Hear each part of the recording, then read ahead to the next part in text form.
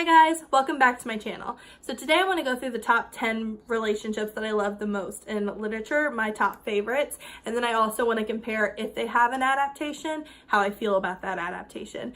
So that's what the video is going to be about. I did derive inspiration from, I think it's Emma Loves Books or it's Emma Books. I'm going to link her down below and I'm going to link the video down below. I got both inspiration for like the top romances of all time, but then I also got inspiration from the hearts on her face. So I got hearts on my face and she's great. So if anyone who doesn't watch her videos but watches mine doesn't know, go watch her video. They're great. I love her videos. She's so much fun. But feel free and let's get into the video. So the first book I'm going to talk about is the Princess Diaries book. And I'm mostly going to kind of stay out of order with this 10 people just because they all kind of are my favorite at different times of the period. It just really depends on the day. So the first couple I'm going to talk about is Mia Thermopolis and Michael Moscovitz. Just to give you a little bit of background, the Princess Diaries is about a girl whose father all of a sudden comes down with testicular cancer, and so he can't bear any more children, and so because of that she becomes the next heir to the throne of Genovia, which a big difference from the book and the movies is her dad is actually still alive, so that kind of is, it really does change her character because she's not kind of grieving all the time. She's instead focusing her hate towards her parents because they're a little frustrated. Mia's character is extremely neurotic. She fights for a lot of like different things, like she's a vegetarian, she wants to go to Greenpeace and save the whales, she writes a lot of lists about like Star Trek, and her favorite show I think is Baywatch. So Mia as a character is extremely different from her counterpoint as a movie. She's rail thin, extremely tall, and has like triangular blonde hair that doesn't really like fit in, and so that's kind of where her character starts off. And Mia's best friend is Lily Moscovitz. They both go to the same school. Lily is like basically a genius, and they're both in the same class called G&T, which is gifted and talented. Mia's in it so she can continue to study because she's terrible at algebra, which I mean, who's not? And then Lily's in it because she is working on her TV show, which is actually a little bit more popular than it was in the movie. It's not like a dying thing in the movie. It's actually has a pretty strong following for a teenager. And then Michael, her older brother, is in that class as well because he is working on stuff with his band. So that's kind of like the dynamic. Now, the things I love about Michael Moscovitz as a character is he's very cheeky, he's very funny and like thoughtful, and he's supposed to be really cute, so that just kind of ticks all the boxes. In the first book, Princess Diaries, Mia's focus is more on Josh Radnor. I think that's his name. I know it's Josh. And it might not be Radnor. That might be somebody else. Anyway, Josh is like the most popular boy in school, and you can kind of tell through the writing that it's not really Josh who's like her main like number one OTP, that she likes Michael, she just doesn't ever think it'll happen because she thinks he's one, a little bit too cool for her, and two, he's Lily's brother, so obviously he just sees her as the dorky sidekick. And then throughout the series, like they both find out that they have crushes on each other, and it just develops into more, and they're just adorable together, and they just really complete each other very well. So that's the main reason why I love those characters so much. Well, I actually have a lot of issues with the Princess Diaries, the movie, as an adaptation for the books. I love, like I said in my previous video, I love the Princess Diaries movies. I love Anne Hathaway. I thought the movies were great. I thought they were great for a cute movie about a girl who finds out she's a princess. I don't think they're great for for an adaptation of the books. My main issues, especially with Michael and Mia in the movie, is like Michael's shorter than her. He should never be shorter than Mia, and it always drives me crazy. I know it's a stupid thing to feel frustrated about, but I feel like that makes his character more geeky. That with the haircut, which is more like Beatle-esque, it makes him seem like Lily's geeky older brother, not Lily's cool older brother. Because in the high school, in the book, he's somewhat cool. He's just cool in his own clique. But in the movie, he's just not cool. He's in a band playing the piano with the weird M&Ms on it, which I still don't understand. And he's just not that cool, and I don't understand it because Michael's supposed to be a cool character. That's what makes him like friendship to love, like, oh, but he's the one that you're supposed to be with the whole time. But in the movie, she doesn't really have this long-standing crush on Michael. It's more of a revelation, like, oh, it's Michael. So I guess I can kind of understand why it didn't work out as well, I personally thought. I don't know. That was probably one of my biggest issues with it. My other biggest issue in the movie as far as their relationship is that you don't really get any time with them together. Like in The Princess Diaries, I know the one scene I think about in particular is Mia goes to throw a watermelon off the apartment like roof, and that's, I think it's illegal, and so she throws it and like Michael grabs her and like takes her away, like, what are you doing? And he tries to talk her down from it. But Mia stays the night at Lily's house a lot in the books, and that's never really reflected in the movies, and so they don't get that extra bonding time where you see like, oh, Michael is cool. It just never really happens. And so I completely understood why they went with Chris Pine in the second movie. I would have too. Chris Pine's adorable. So that was just, those are my frustrations with the adaptation. If I were to rate this for an adaptation from the book, I would probably only be able to give it like 3 out of 10 stars. If I were to rate it as an actual movie, it'd probably be like 8.5 out of 10. I love that movie. It's adorable. Okay, so for the second book out of the 10 books that have the couples that I love the most, it is from the Mortal Instruments series, which is Clary and Jace. I love Clary and Jace together. Jace's character is he's so cheeky, he's so fun to read, and he's like a bad boy, which of course is always preferable in YA fantasy literature. So the things that I like about their relationship the most is probably their chemistry. I feel like Clary and Jace have a really strong chemistry, especially from that garden scene when it was her birthday. That was one of my favorite scenes, like to the point where I actually really enjoyed the movie because of course nobody else enjoys the movie. I liked the movie. I thought it was not a terrible adaptation. I didn't think it was a great movie, but I liked Jamie.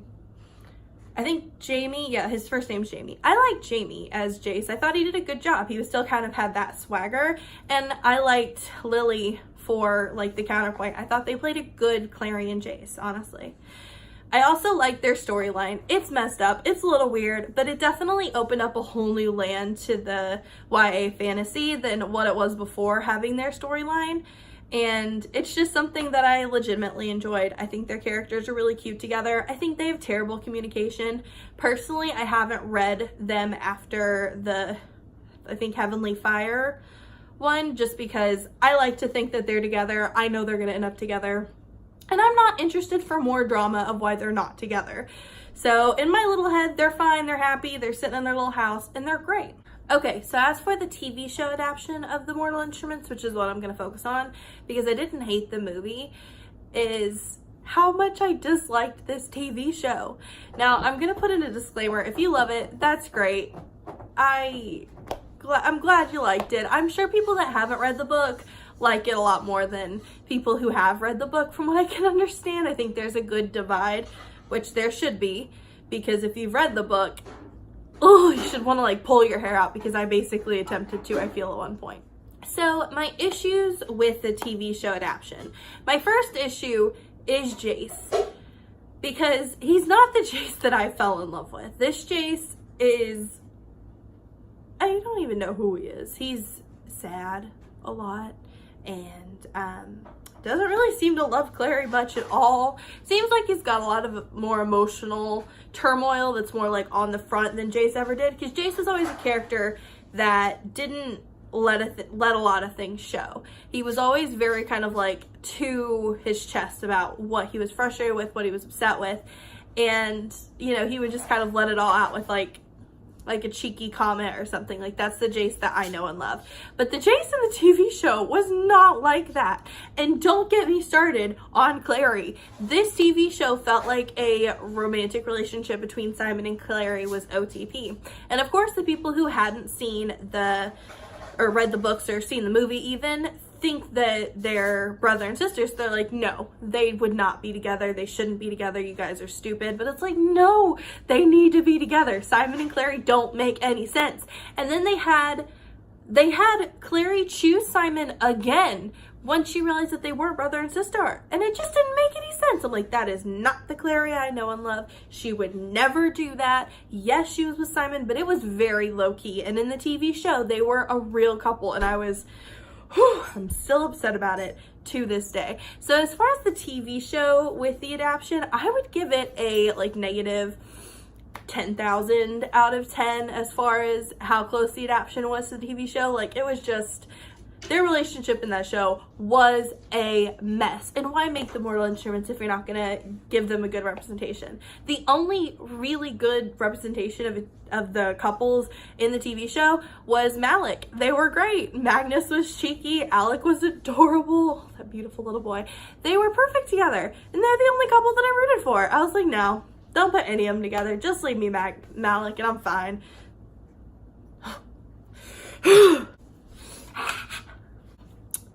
So that's how I feel about that.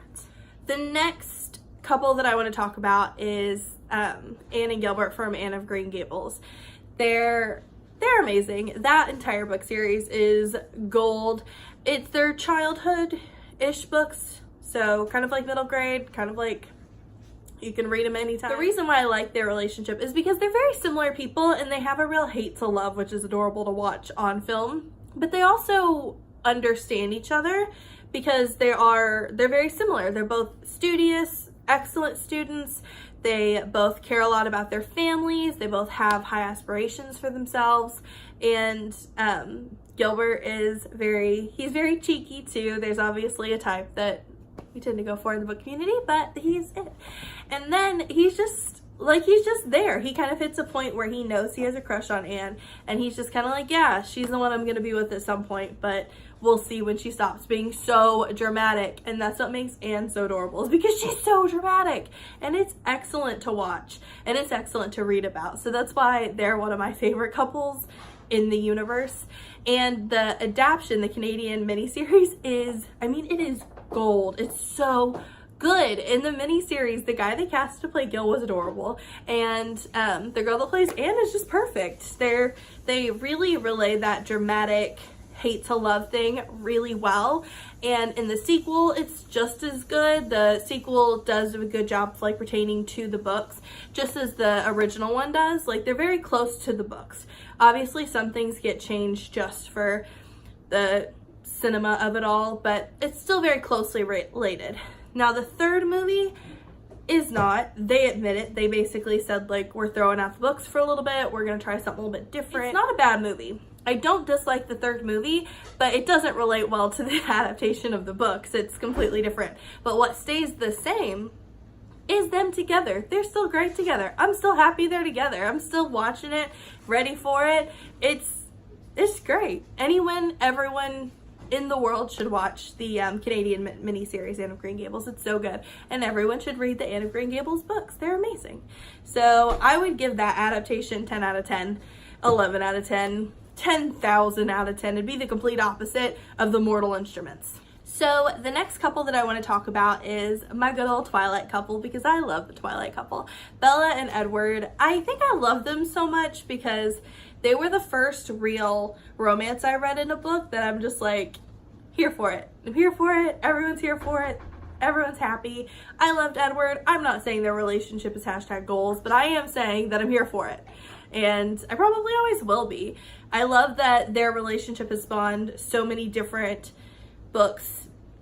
From that book series, other books have been created and not by Stephanie Meyer. And I know that the fan fiction is obviously a hot topic as far as what is literature, but I enjoy it. And I do enjoy the fact knowing that those characters and their love for one another created more and different characters out of that. I think it's really cool.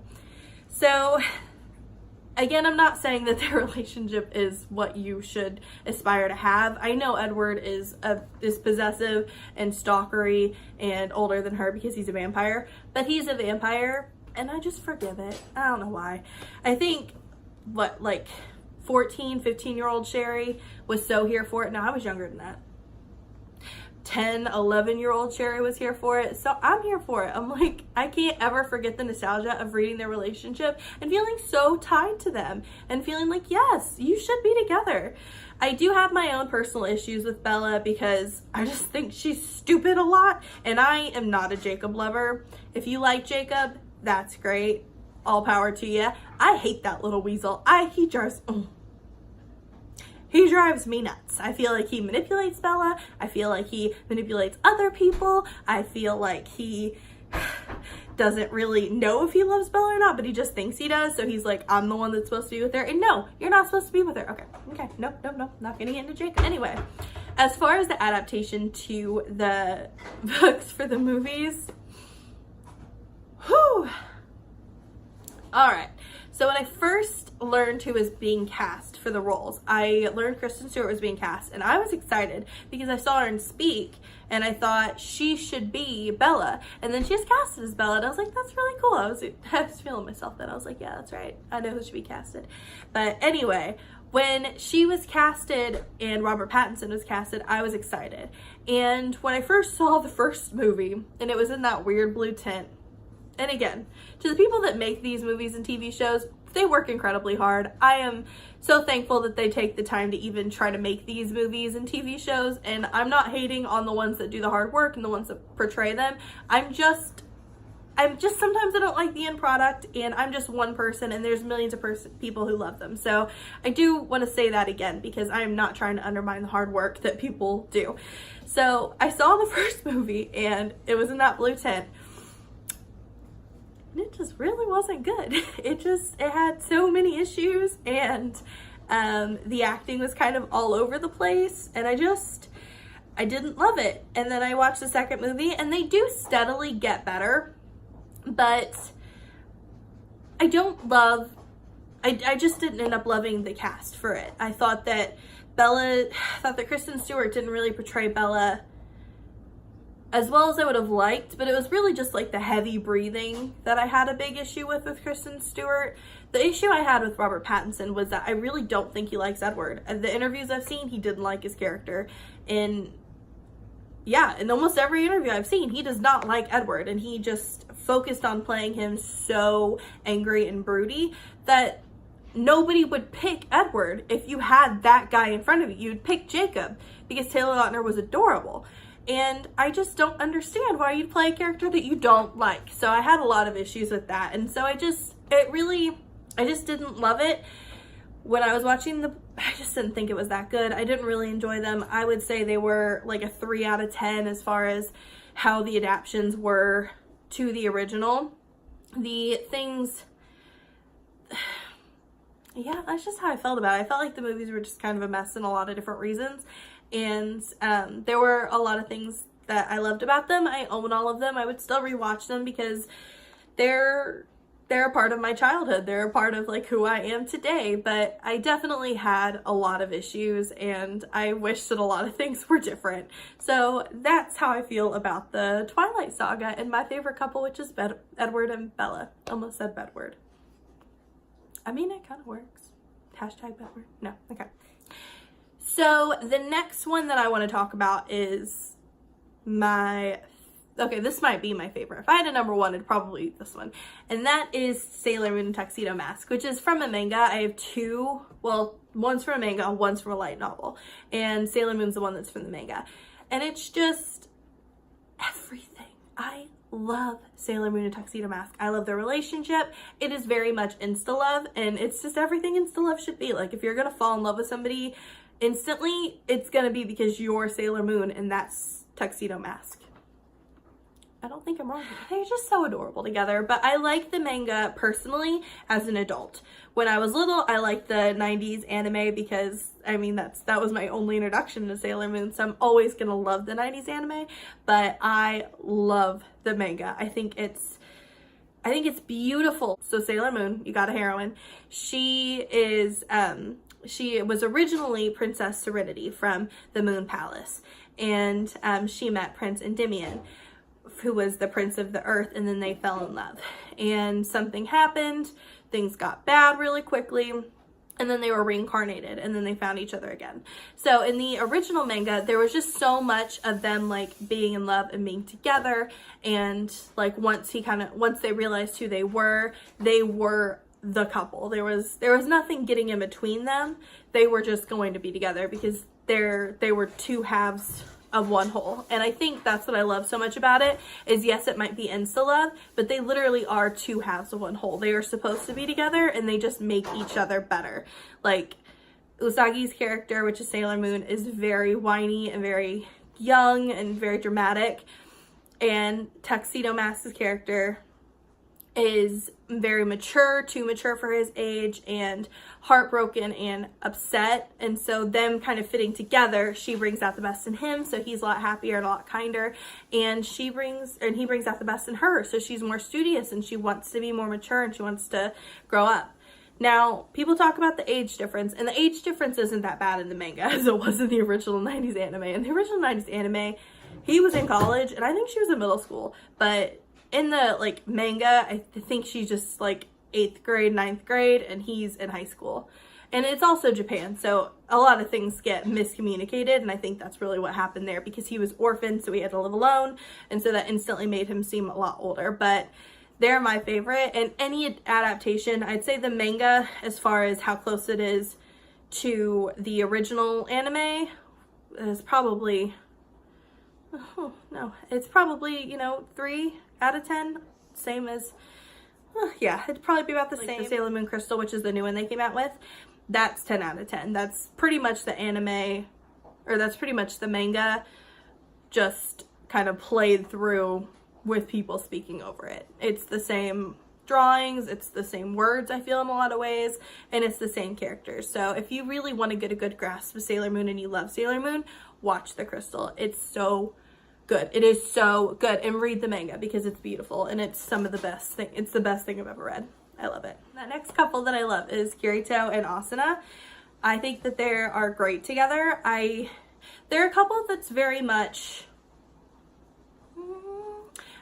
she's so cool and she's a warrior and she is so fierce, and then he is too. And so I think what I like the most about them is that they are both very much who they are. They don't really change that. They just fit very well together. So it's not really a hate to love. It's maybe like irritated to love, but they fall in love very quickly, and they work together and they fight together, because Sword Art Online is based on and it's also an anime, but it is based on a world, basically virtual reality video games. And so they decided to play this game, and it's all of these strangers. It's tons of people because it was the premiere, and somebody takes over, and the creator of the game tells them, you either die or you win. So if you die in the game, you die in real life. And so they're in there for years, and they're all fighting to try to go up into the different levels to win the game so they can get out. And that's the basis of it. And so Asuna originally goes and she creates this entire warrior group where they're working towards feeding the levels, and then Kirito focuses on his own just singular playing style. He doesn't like to group up as much, but then he does it with one other person first, but then he joins Asuna's group and then they work together. I love him. I might love Kirito as much as I love Tuxedo Mask. He's so cute and he's so adorable, and he just makes me so happy. So I would give the adaptation a 10 out of 10. I think it's really good. I think they really focus on it, and I think they get the good essence from what the light novels were. It is also a manga, but it was originally a light novel. So if you don't know what a light novel is, it's basically a book in Japan, and kind of it's just like a fantasy book. So it's an actual book. You read it the way you'd read any other book. It's fantastic to read. I would highly recommend reading those. They're so good. So my next couple is Skylar and Jack from the Blue Blood series by Melissa De La Cruz, and they are so good together. And I think what I like about them is I like their romance over the course of the series. I think that they have a very strong connection. So Jack Force he was originally the angel of death, and then he has a twin sister named Mimi, who she was the angel of something. They both work together. They were both twins. They were both a little weird. Yeah, they were both a little weird. And Skylar is the only one kind of in this world who wasn't descended from somebody.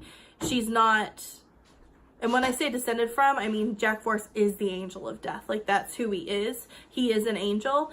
He just keeps getting reincarnated. So Skylar was reincarnated, but kind of like halfways, where she's not actually reincarnated as one angel.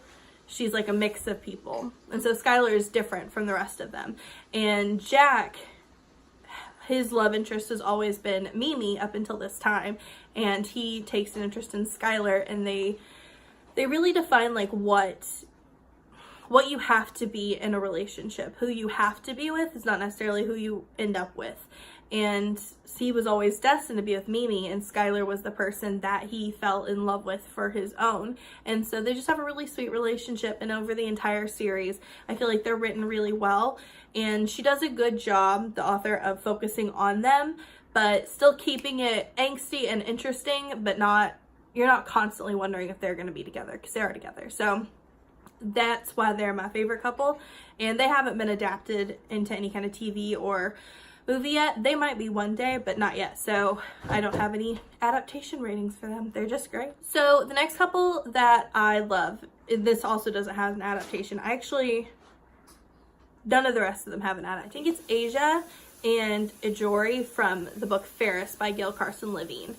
This book was my life. I love this book. It's about a girl who's set in Ella Enchanted's world, if you guys have read that book, which that book's great too.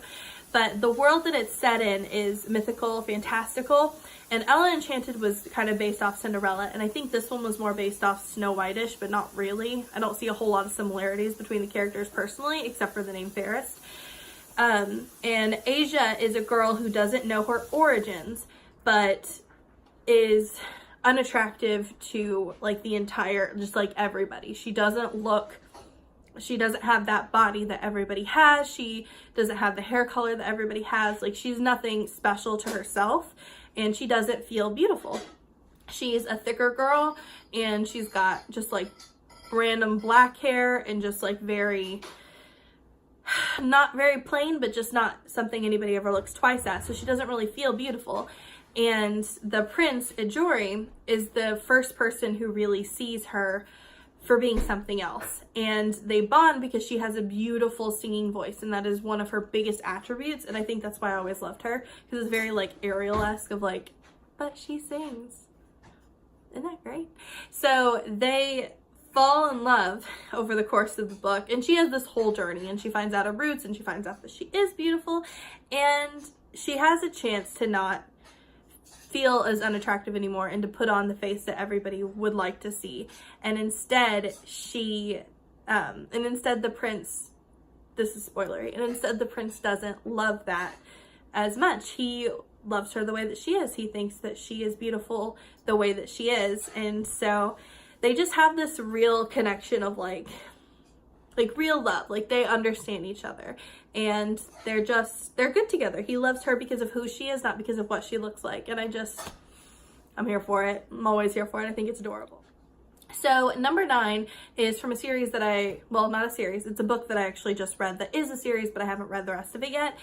And that is Karu and Akiva from The Daughter of Smoke and Bone, which is a trilogy. And I loved reading their story. I thought it was so good. For one, I actually just loved the writing, but 2, I loved both the characters individually, which was strange because this is very high fantasy. They deal with chimeras, they deal with angels or seraphims, so it's very much just like a lot packed into one. And so if you don't love high fantasy, this might be tough.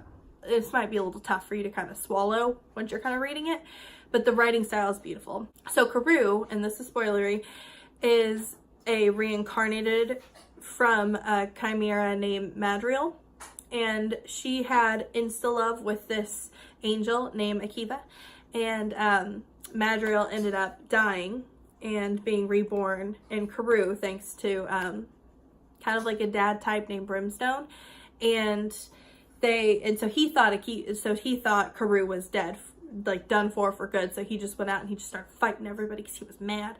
And then they meet each other again. But what I liked about their relationship is I really liked Karu, and I thought she was strong and powerful and very much like, I don't need no man. But they completed each other really well. Akiva was so like heartbroken and sad, and they just made a good pair together, I felt. Of course, and spoilery, the book doesn't end with them being on great terms, but I still really thought that I could just still really feel their love, and I could feel the chemistry, and I thought they were very good together. So the 10th and final favorite relationship of all time for me in literature is Sam and Aslan from Wicked Lovely by Melissa Marr. And I whew, I love Wicked Lovely.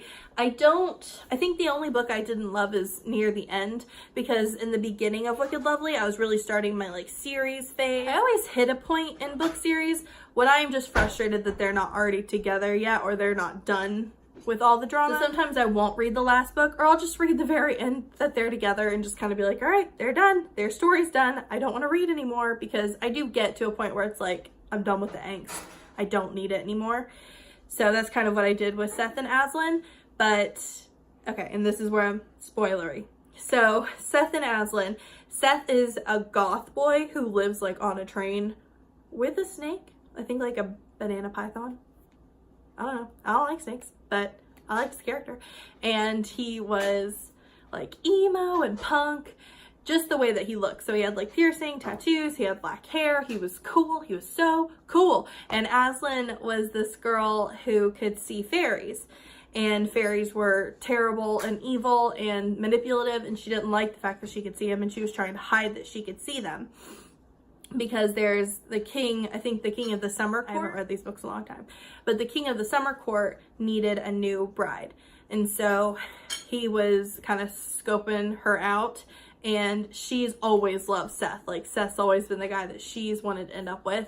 And I think I just love the friends to lovers. I think it's adorable. I think it's so cute. And I think that they are so cute. So they were definitely one of my favorites. And they just had that kind of will they, won't they chemistry, with it still just being like, of course they will. They have to. They're great. So that is my final romantic couples. So those are the couples, the top 10 of the literary universe for me, of the ones that I love. I hope that you guys enjoyed this video. Please give it a thumbs up. I'd really appreciate it. And comment down below if there's any other kind of content that you want to see, anything you want me to review. And I hope you guys have a great night. Thank you. Bye.